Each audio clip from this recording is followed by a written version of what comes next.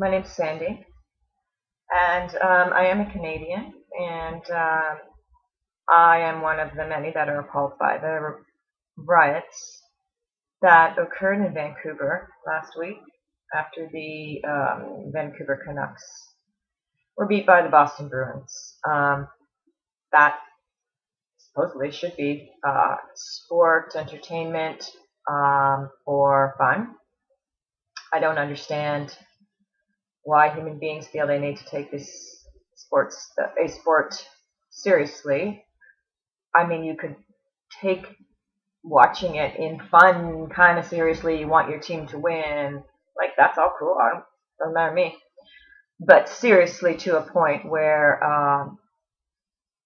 whether they win or lose propels you to act a certain way. So you are out of control because of a game. So actually, it's probably an outlet. I'm going to say that because how could it really be the reason someone would change who they are? So I'm not going to apologize on behalf of Canadians or anything. I think that this is in every human being. Every human being is capable of changing very quickly unless they are extremely self-aware and self-honest. I believe alcohol had a lot to do with this, to release any inhibitions within the person so that they're releasing their inner demons, kind of thing. It's interesting. I just may be learning. I'm taking the Desteni I Process course, and we're learning all about self-honesty, self-forgiveness, and what the mind is, and how the mind is programmed. So if you're going to use the mind, you're going to have a lot of crazy thoughts. So you have to. So we're learning about how to stop and look at these thoughts and apply self-forgiveness and live honestly, self-honestly here in the moment. So that's letting go or not following a lot of thoughts.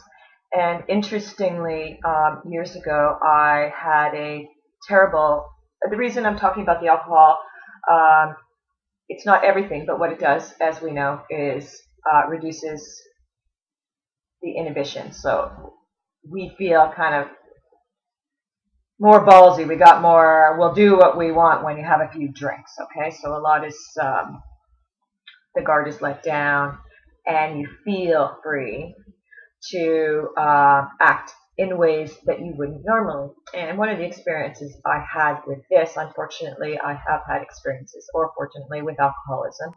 It's a terrible, horrible disease. I believe it is hell. It's hell on earth.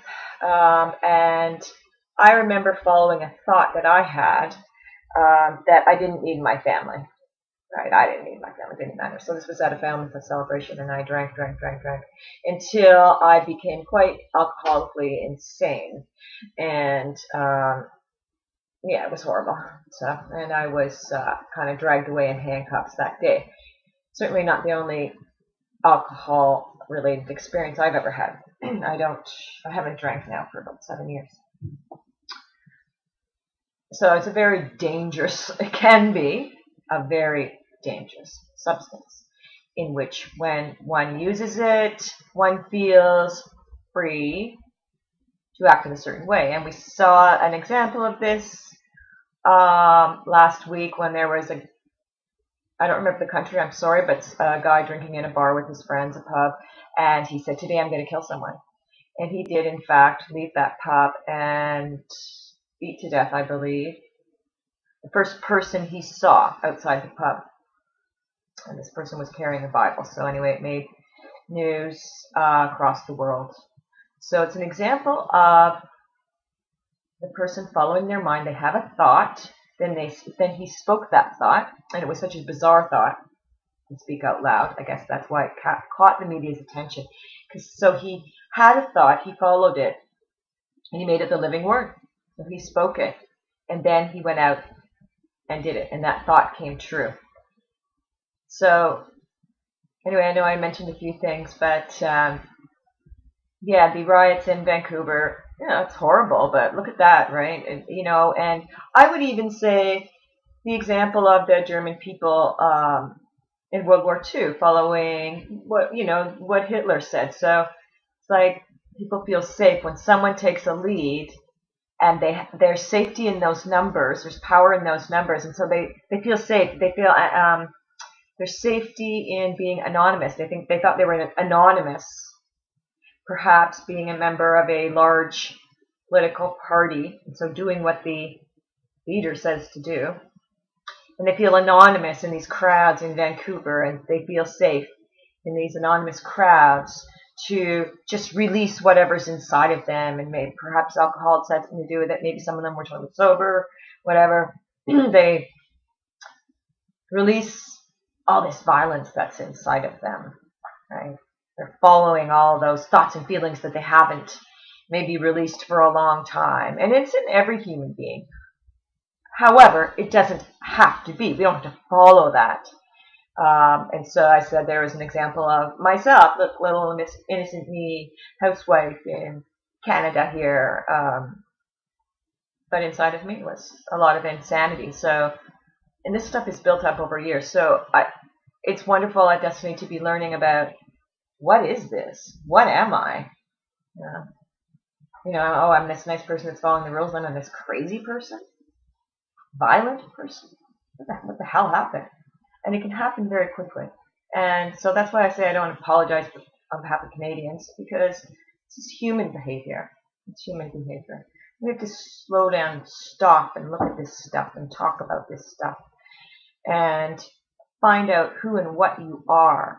Why does this happen? And this is what we do at Destiny, and some of the stuff I'm learning about in their first course, the Desteni I Process course. So I invite you to go to Desteni I Process, or Google that. I'll put the link up here at the beginning of this video.